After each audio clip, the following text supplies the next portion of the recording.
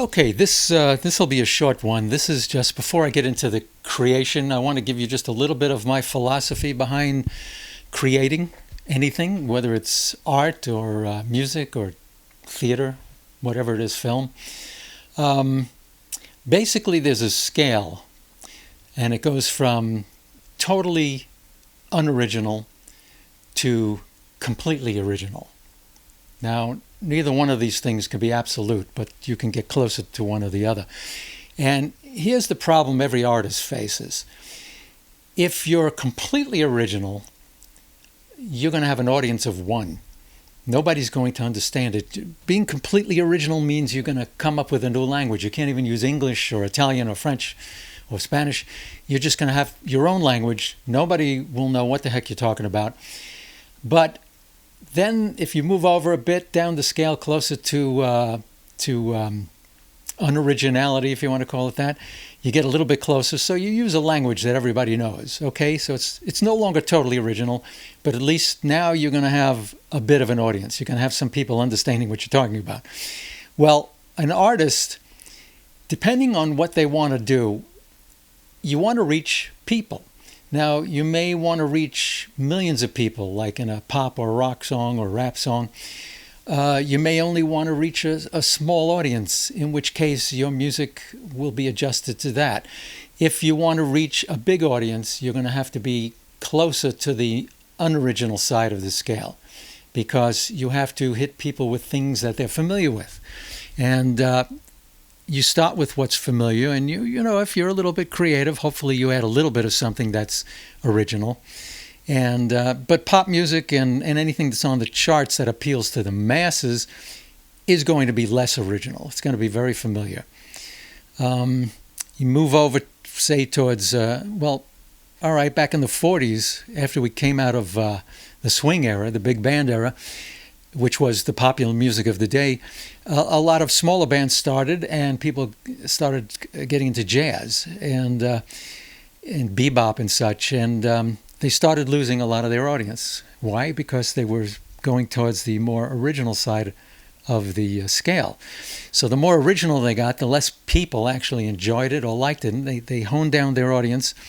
Nothing wrong with that, but you just have to realize that that's what's going to happen. So bebop got a limited audience, and it was much more original, and because of that, a lot fewer people really got into it. So what I like to do with my creations is try to reach a big audience, but not to the point where it's going to be, well, I mean, I'd love to have a hit record, but I just, anytime I try to write something like that, it comes out a little bit too much social commentary or slightly political, or it ain't shake your booty, if you know what I'm talking about. So I've limited my audience right off the bat. But if I use music that's slightly familiar and then hopefully come up with something new, a new twist on it, come up with some chords they didn't expect, you know, they're going along, everything's fine, everything's okie dokie, and all of a sudden you throw in a surprise, then that's a little bit more towards the original side of things, but still familiar enough that it'll appeal to a larger audience. Anyway, that is basically my philosophy and what I try to do. That's my goal when I try to write music or do any art or films. The other thing I wanted to mention is the idea of writer's block. You've heard of that, I'm sure, where a writer sits down and stares at a blank page on the typewriter. Well, it's no longer a typewriter, it's no longer a page, but you know what I'm talking about. And you're just staring at a blank screen, basically, trying to come up with an idea. The writer's block, in my mind, comes from the concept of confronting infinity. You know, when you sit down and you look at a blank page, there's an infinite number of possibilities. Your story can go anywhere, start anywhere. It can drive you a little bit crazy because you're looking at infinity. And that can make you a little bit spinny and nauseous. And, you know, the same thing happens when you're writing a song or any kind of creation. You know, if you sit down with a blank canvas, sometimes you might go blank, like the canvas.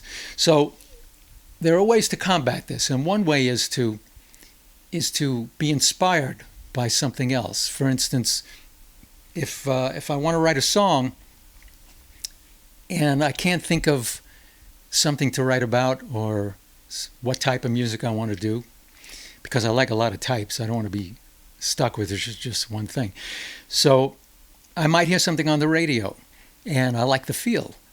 So I come home and I've got that feel in my mind. I say, gee, I want to write something with a similar feel. So my subject matter won't necessarily be anything like that song. The instruments I use, the chords, everything else, the melody, and the feel won't be exact either. And that'll make it totally mine. So it'll be mine, but inspired by something I heard. And ain't nothing wrong with that. That's like a common, and that's a good practice if you want to produce, if you want to get things happening, you know. I came from a business where I had to produce stuff every single day, so I couldn't just sit around and wait for the gods to bless me with an idea.